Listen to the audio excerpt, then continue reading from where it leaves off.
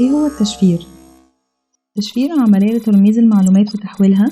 بنحول فيها المعلومات من صورتها الأصلية اللي ممكن تكون عبارة عن نصوص مجردة، اللي هي نصوص عادية يعني، لصورة تانية بنسميها النص المشفر. ليه التشفير ممكن يكون مهم بالنسبة لنا؟ النهاردة الناس بتعتمد بشكل كبير على التواصل أونلاين من خلال تطبيقات الشات أو الإيميل، فبقى ضروري نتأكد إن المعلومات والمحادثات اللي بنشاركها سواء كانت مهمة أو مش مهمة بالنسبة لنا إنها تكون متاحة للأشخاص اللي بنتواصل معاهم بس. ممكن نشفر معلومات زي إيه؟ زي الصور الخاصة أو الرسائل المهمة أو أي معلومات ممكن نشاركها أونلاين. إزاي بنشفر؟ إحنا بنسمي الأداة اللي بنشفر بيها مفتاح التشفير، دي اللي نقدر نحول بيها المعلومات الواضحة لمعلومات خفية أو مش مفهومة لأي حد يحاول إنه يقراها، سواء كان الموقع أو حتى التطبيق نفسه اللي بنستخدمه.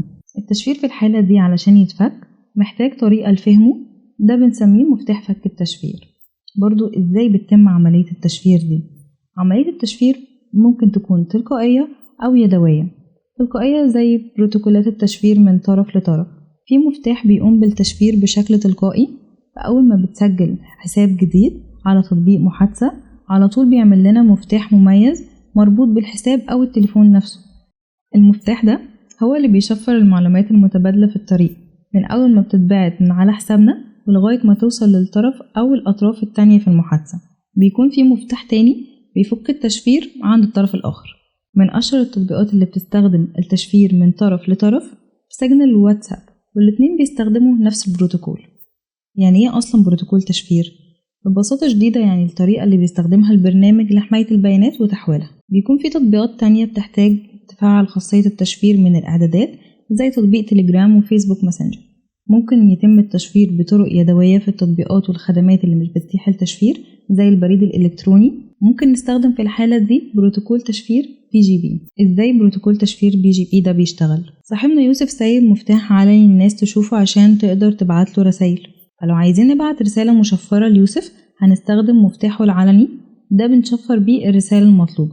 يوسف برضو بيكون معاه مفتاح خاص بيه مش موجود مع أي حد تاني غيره لفك التشفير. عشان يقدر يقرأ الرسالة بيحتاج إنه يستخدم المفتاح ده. ازاي تعمل مفاتيح علشان تتواصل مع الناس زي يوسف؟ ممكن تستخدم تطبيق جنو بي جي، بيكون على ويندوز ولينكس وماك، وتعمل مفاتيح علنية وخاصة. المفتاح العلني للناس وده اللي بتشاركه معاهم، والمفتاح الخاص بتخليه في مكان آمن. العلبة دي فيها ايه؟ فيها خاتم. لا بص كويس. العلبة دي فيها فيل. لا خاتم. اقول لك فيل. ممكن نخلي عملية التشفير عن طريق PGP تلقائية عن طريق تطبيقات زي ثاندربيرد، بإننا نضيف ليهم المفتاح الخاص والعلني لينا وللناس اللي بنتواصل معاهم، أو نستخدم خدمات زي بروتون ميل اللي بتعمل العملية دي من غير أي تدخل مننا. وبكده نبقى اتكلمنا باختصار شديد عن أكتر الطرق اللي بنستخدمها للتشفير. ولو عندكم أي استفسارات أو محتاجين مساعدة سيبوها لنا في الكومنتات أو بعتولنا على الإيميل الموجود في الديسكريبشن.